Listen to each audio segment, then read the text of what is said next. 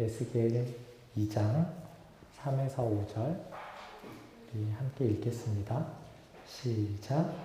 내게 이르시되 인자야 내가 너를 이스라엘 자손 곧 패역한 백성 나를 배반하는 자에게 보내노라.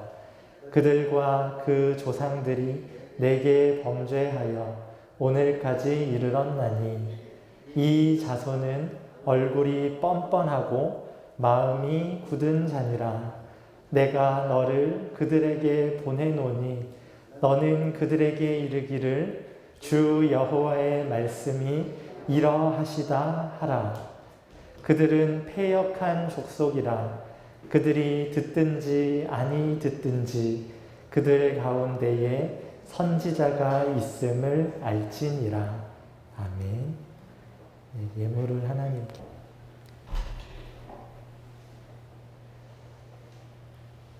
네, 오늘 말씀의 제목은 얼굴이 뻔뻔하고 마음이 굳은 자입니다. 하나님 앞에서 마음이 굳은 상태에서 반역하고 있는 우리의 모습을 우리가 이 시간에 직면할 수 있었으면 좋겠습니다. 네, 말씀을 듣겠습니다. 네, 우리는 지난주에 찬란한 영광으로 에스겔을 찾아오신 여호와 앞에 에스겔이 엎드린 장면을 살펴보았습니다. 하나님은 에스겔을 인자, 흙으로 돌아갈 사람의 아들, 아담아로 돌아갈 아담의 아들을 의미하는 인자라고 부르시며 그의 발로 일어나라 이렇게 명령하셨습니다. 그 명령과 동시에 그 영이 에스겔 안으로 들어가서 에스겔이 그의 발로 일어나게 하셨습니다. 마음으로 생각하는 모든 계획이 항상 악한 사람, 육신인 사람에게서 떠나셨던 하나님의 영이 다시 하나님의 사람의 아들에게 임하여 그를 일으켜 세우시는 일은 죄를 용서하고 구원하시는 하나님의 은혜로운 성품의 표현입니다. 엎드린 데서 하나님의 영으로 일으켜 세워지는 것은 2500년 전에 에스겔에게만 일어난 일이 아니라 오늘을 살아가는 모든 인자에게 일어나야 하는 일입니다. 그런데 우리가 꼭 기억해야 하는 사실은 일으켜 세워지려면 먼저 엎드려야 한다는 것입니다. 일으켜 세워지는 일은 엎드리는 일이 있은 다음에야 일어날 수 있는 거잖아요. 엎드린 적도 없는 사람에게 하나님이 어떻게 하나님의 영을 부어주시고 일으켜 세워주실 수 있겠습니까? 성도님들은 한 주간 어떻게 보내셨나요?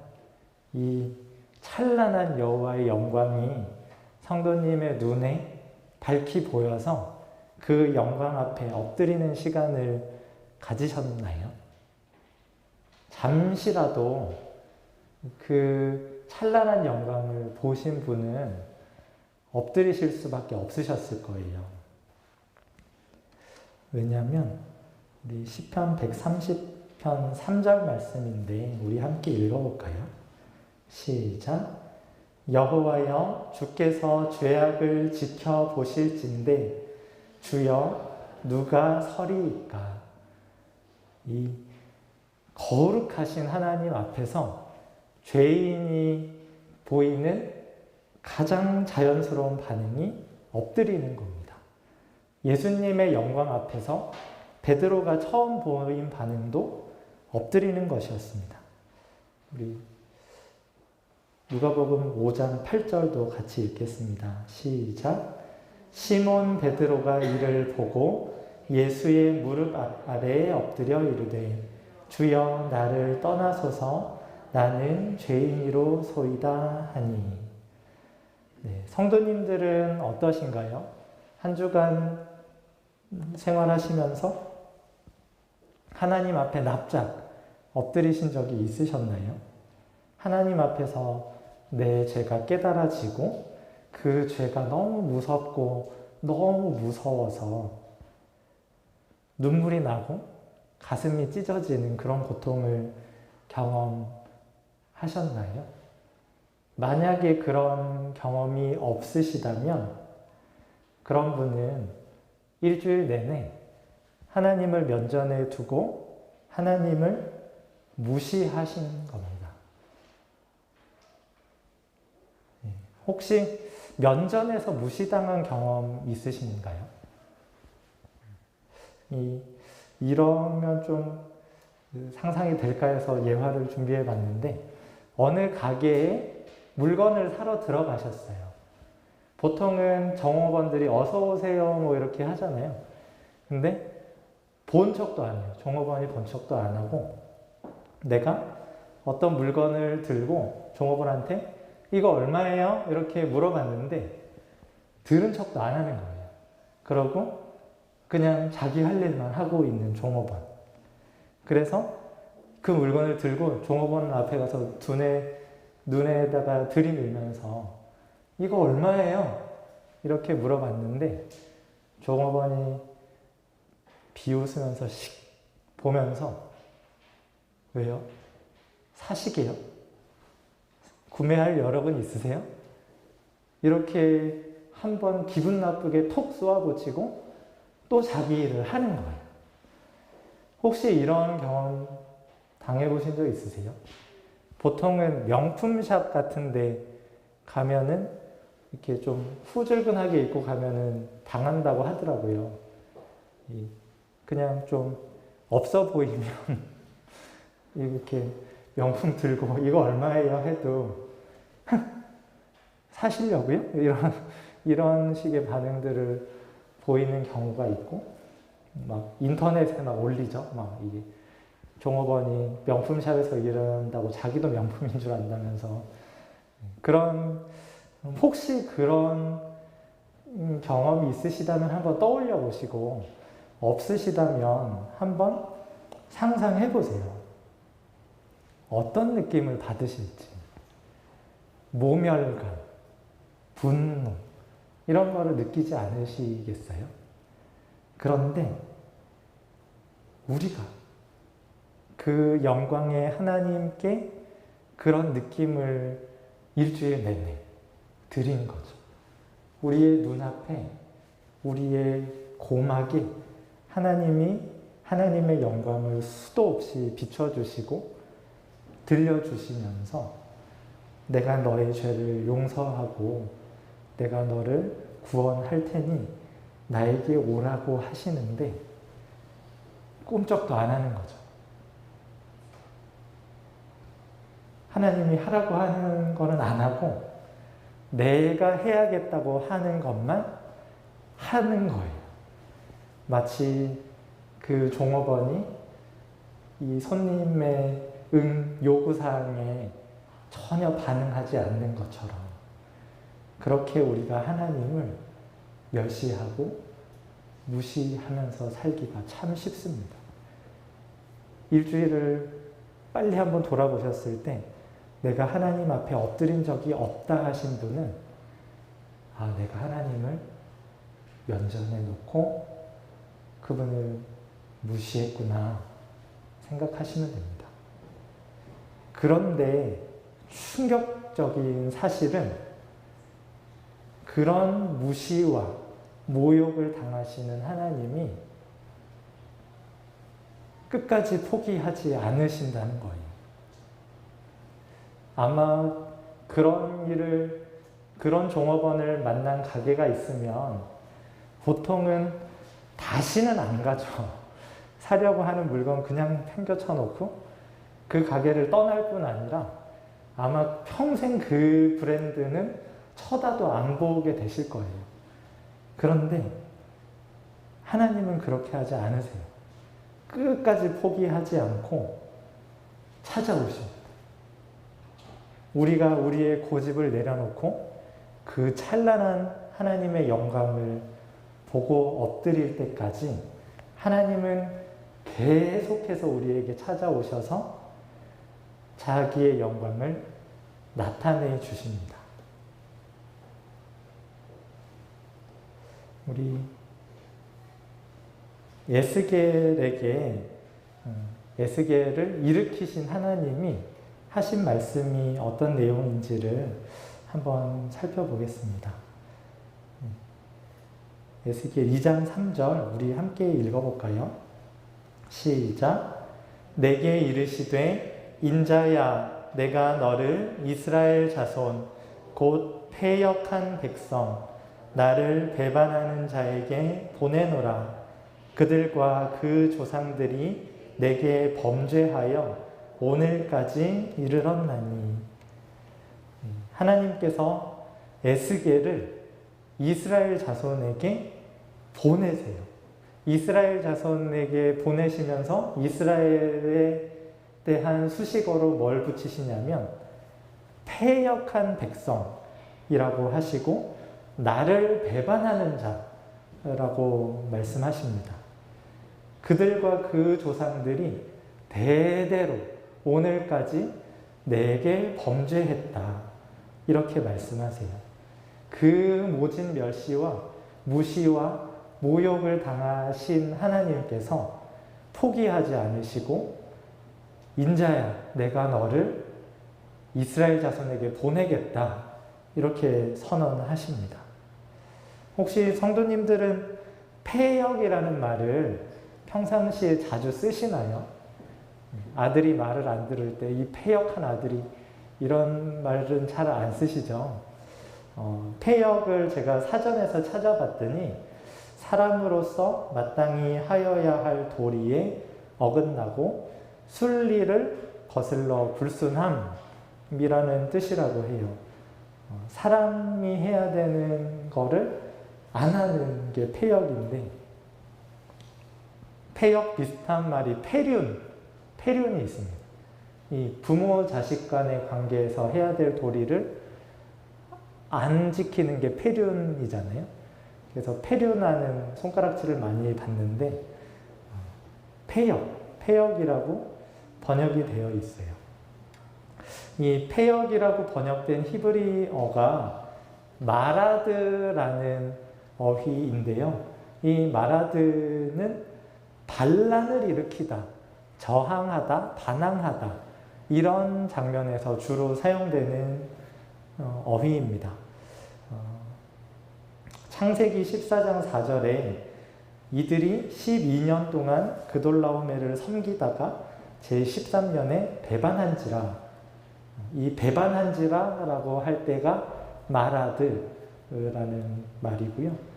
열왕기하 18장 7절 여호와께서 그와 함께 하심에 그가 어디로 가든지 형통하였더라. 저가 아수르 왕을 배반하고 섬기지 아니하고. 열왕기하 24장 1절 여호야김 시대에 바벨론의 왕 느부갓네살이 올라오매 여호야김이 3년간 섬기다가 돌아서 그를 배반하였더니. 역대하 13장 6절 다윗의 아들 솔로몬의 신하 느밧의 아들 여로보암이 일어나 자기의 주를 배반하고. 이 마라드가 사용되는 상황들이 거의 대부분이 어떤 상하 관계가 있는데 그 상하 관계를 파기하는 거예요. 보통은 아랫사람이 윗사람 섬기기를 거부하는 것. 그것이 마라드, 이 오늘 본문에서는 패역이라고 번역된 단어입니다. 그래서 조금 우리나라 말로 더 쉽게 알아들을 수 있는 번역어는 배반. 앞에 예시들은 다 배반이었잖아요. 믿음과 의리를 저버리고 돌아섬, 그리고 반역, 통치자에게서 나라를 다스리는 권한을 빼앗으려고 함. 이런 번역어로 바꾸어서 이해하는 것이 조금 더 편합니다. 도표로 한번 보면 이게 왕과 백성의 정상적인 관계잖아요. 왕은 통치하고 백성은 복종하는 것이 정상적인 관계인데 여기에서 백성이 복종하기를 거부하는 것, 이게 폐역, 반역, 배반이라고 생각하면 됩니다. 윗사람이 있고 아랫사람이 있는데 아랫사람이 윗사람의 통치를 거부하고 그의 다스림에서 벗어나려고 하는 것, 그를 갈아치우려고 하는 것, 이런 것이 폐역, 반역, 배반입니다. 그런데 하나님께서 이스라엘이 나한테 그렇게 했다, 그렇게 말씀하시는 거예요. 그들의 조상부터 그들에 이르기까지, 그들의 아버지들부터 오늘까지 이 백성들이 나에게 패역했다, 반역했다, 범죄했다, 이렇게 말씀하십니다. 이 이스라엘이 이 하나님께 패역을 하게 되는 것은 자기들이 하나님의 자리에 올라가려고 하기 때문입니다.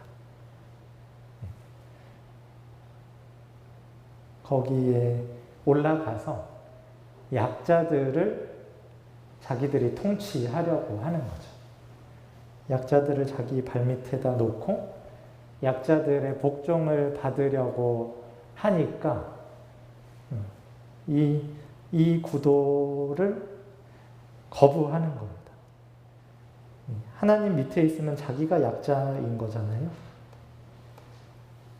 싫습니다. 저는 저 약자하기 싫어요. 저는 하나님 할 거예요. 제가 강자가 돼서 약자를 제가 통치할 겁니다. 약자가 저를 복종하는 거지 제가 하나님을 복종하는 거 싫습니다. 이렇게 하는 게 패역입니다. 이게 반역이죠. 이 일을 아담부터 온 인류가 해왔습니다. 하나님의 통치를 거절했죠. 저는 하나님 통치 받는 거 싫어요. 저는 제가 통치할 거예요 하는 것으로 하나님을 자신들의 세계에서 몰아내버렸고 자기들이 원하는 것을 자기들의 힘으로 쟁취하려고 했습니다. 반역에 대한 일반적인 도응이 뭔지는 잘 아시죠? 가까운 시대, 조선시대에도 영모를 꾸미다가 발각이 되면 삼족을 멸한다고 하잖아요.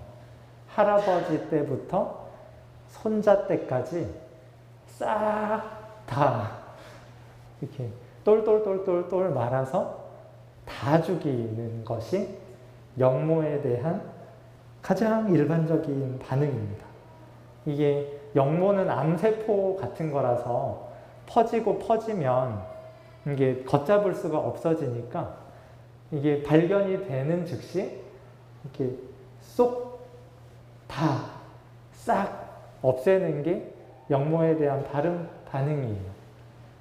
암세포 제거 수술을 할 때 암세포가 제일 심한 부분만 이렇게 도려내지 않잖아요. 거기 옆에 건강해 보이는 세포까지 이렇게 뭉텅이로 잘라내고 제거해 버리는 것처럼 반역자들은 그렇게 제거하는 것이 상식입니다. 그런데 하나님은 이스라엘이 자기에게 반역해왔다, 아주 오랫동안 나를 반역해왔다라고 말씀하시면서도 그렇게 제거하지 않으세요. 대신에 하나님의 영이 임한 사람의 아들 에스겔을 이스라엘 자손에게 보냅니다. 이것이 하나님의 인애입니다. 아브라함에게 하셨던 약속을 반드시 지키시고야만은 하나님의 책임 가득한 사람이죠. 다른 민족이었다면 아마 벌써 싹 사라졌을 그런 행태를 무수히 보였던 이스라엘입니다. 이미 멸을 하신 다른 민족들보다 더 악한 이스라엘인데도 하나님은 이스라엘에게 끝까지 인내하세요. 또 참고 또 참고 또 참으시면서 선지자들을 계속 보내시는데 그 이유가 무엇이겠습니까? 예수님 때문입니다. 예수님이 십자가에 달려서 반역죄를 대속하셨거든요. 우리 요한복음 19장 16절 함께 읽어볼까요? 시작. 빌라도가 패를 써서 십자가 위에 붙이니 나사렛 예수 유대인의 왕이라 기록되었더라. 아멘. 예수님께서 십자가에 달려서 처형을 당하실 때 그 죄목이 뭐였냐면 유대인의 왕이라는 제목이었습니다. 로마 황제가 유대인의 왕을 임명할 권한이 있는데 너는 로마 황제한테 유대인의 왕으로 임명된 적이 없는데 너가 왕이라고 하고 다녔잖아. 사람들이 너를 왕 세우려고 하잖아. 이 제목으로 예수님을 십자가에 매달았어요. 이게 십자가는 사실 아무나 달리는 처형 방식이 아니거든요. 워낙 잔인하고 고통스러워서 반역자들에게 처해진 극형 중에 극형이었습니다. 근데 예수님이 반역자라는 죄목으로 십자가에 달려 돌아가셨어요. 진짜 왕이신 예수님인데 그 진짜 왕이신 예수님이 왕이라는 죄목으로 십자가에 달려 죽으셨습니다. 왜 죽으셨나요? 왕이 아닌데도 왕 되려고 한 우리 때문에, 우리의 반역과 우리의 범죄를 대신하시기 위해서 예수님이 십자가에서 처형을 당하셨습니다. 이게 진짜 충격적이고 두려운 영광입니다. 진짜 왕이신 찬란한 영광의 왕이 아닌데도 왕 되려고 한 반역자들을 대신해서 반역죄로 처형을 당하는 것. 이 영광 앞에서 두려워하지 않고 떨지 않고 엎드리지 않는 거는 그거는 아주 뭔가 그 안에 큰 문제가 있는 거예요. 이 예수님의 십자가 앞에서 납작 엎드리는 게 너무나 당연한 반응인데도 이 말을 들었는데도 별로 마음에 감흥이 없고 뭐 그런가 보다 하면서 지나가게 되는 것에는 그 안에 뭔가 있는 겁니다. 이 인애가 풍성하신 하나님께 반역하고 패역하고 배반하게 하는 원동력이 뭘까를 우리가 아까 읽은 오늘 본문에서 단서를 좀 찾을 수 있는데요. 우리 에스겔 2장 4절 말씀을 다시 한번 함께 읽겠습니다. 시작. 이 자손은 얼굴이 뻔뻔하고 마음이 굳은 자니라. 내가 너를 그들에게 보내노니 너는 그들에게 이르기를 주 여호와의 말씀이 하시다 하라. 네. 이 얼굴이 뻔뻔해서 이 찬란한 영광 앞에 꿈쩍하지 않을 수 있는 거예요. 하나님에게서 좋다는 거는 다 받아서 누리면서 사는데도 하나님께 마땅히 해야 할 것들은 안 할 수 있는 것은 얼굴이 뻔뻔하기 때문입니다. 이 뻔뻔하다, 얼굴이 뻔뻔하다 할 때 이 뻔뻔하다가 사용되는 주요 용례는 목이 뻣뻣하다, 목이 곧다, 목이 굳었다 할 때 쓰는 어휘예요, 주로. 근데 이 목이 뻣뻣한데 얼굴이 뻔뻔하다고 한 표현은 오늘 우리가 본 에스겔에서가 유일합니다. 목이 뻣뻣한 백성, 목을 곧게 하지 말라. 목을 굳게 하여 악을 더 행했다. 목이 곧은 사람은 패망한다. 이런 말씀들을 하나님께서 해오셨는데요. 이 목이 뻣뻣하면 이게 자연스럽게 얼굴도 뻔뻔해지잖아요. 이 어린이의 사진을 제가 겨우 찾아왔습니다. 이게 막 뻔뻔한 얼굴 막 이렇게 인터넷에 쳐도 잘 안 나오더라고요. 근데 어떻게 하다가 나왔어요. 이 목 굳은 거 보이시나요? 이 친구의 목. 그리고 이 얼굴. 목이 곧고 뻔뻔한 얼굴로 하나님께 패역해 가고 있는 이스라엘을 하나님께서 고발하세요. 얘네 얼굴이 진짜 뻔뻔해. 목이 굳어. 그런데 그 얼굴만이 문제가 아니고 마음이 더 문제입니다. 마음이 굳었다. 이게 어떻게 되냐면 굳은 마음에서 시작이 되는 겁니다. 마음이 굳어서 얼굴이 뻔뻔해지고 그 뻔뻔한 얼굴로 그 크신 인애와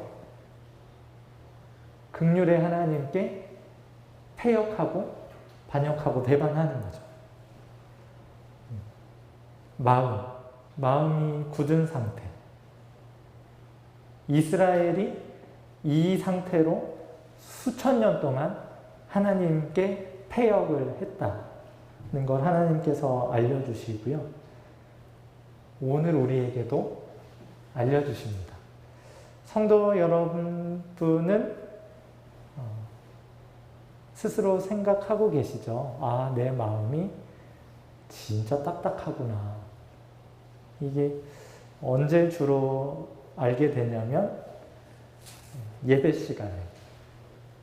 시간에 마음이 참 딱딱하고 죄 찾으려고 앉으면 마음이 참 딱딱해 있다는 것을 아시게 되잖아요.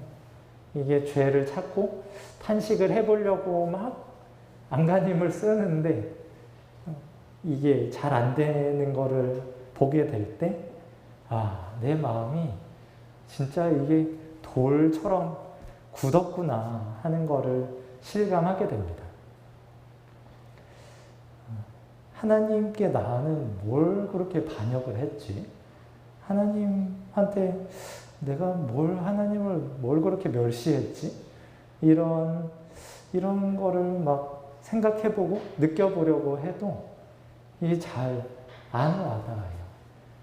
제가 아까 막 여러분 일주일 동안 하나님 면전에 놓고 무시하셨습니다. 막 이렇게 말씀드렸을 때 막 눈물이 나고 얼굴이 화끈거리고 그러지 않으셨잖아요.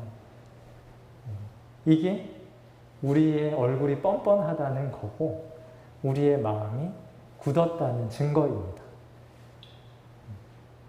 우리의 왕이시고 우리의 아버지이신 하나님을 우리가 이토록 패역하면서 반역하고 배반하면서 살아가고 있는데도 아무런 문제의식이나 아무런 괴로움이 없다 하는 것이 우리가 마음이 굳었고 우리가 얼굴이 뻔뻔하다는 하나의 증거죠. 아무리 하나님 앞에서 마음을 낮추고 마음을 찢으려고 해도 안 찢어주잖아요.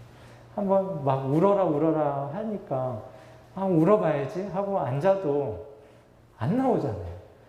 막 짜내보려고 막 슬픈 생각 하면서 막 짜내보려고 해도 안 되는 그것을 인정해야 돼요.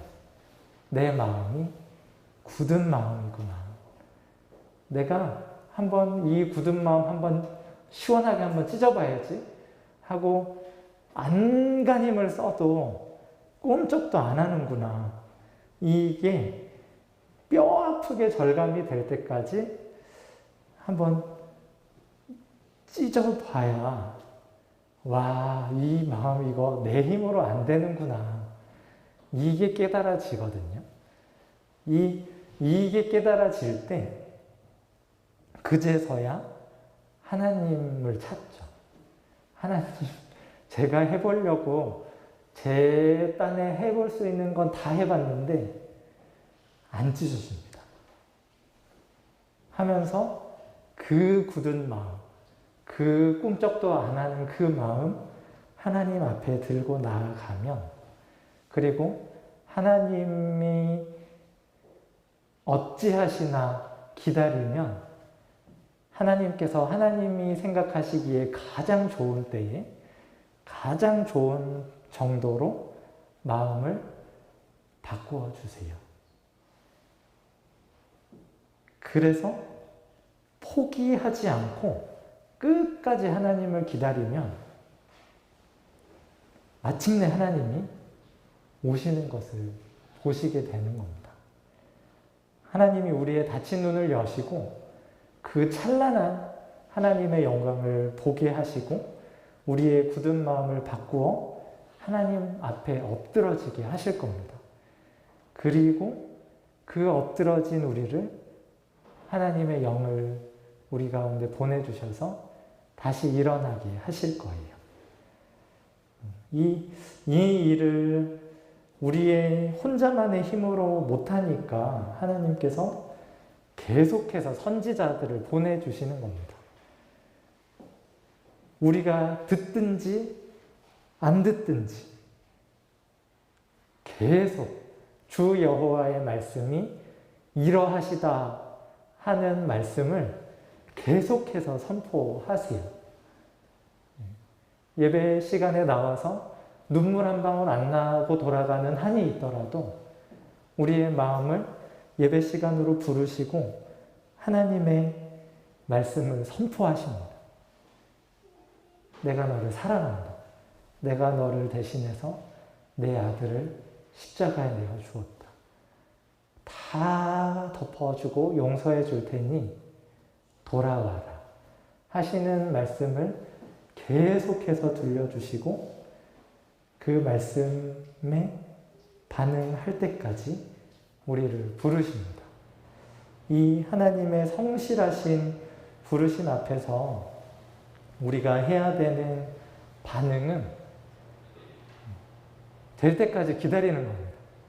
내 힘으로는 안 되는구나 하는 것을 절감하면서 하나님이 하나님의 때에 하실 것을 신뢰하고 기다리는 거예요.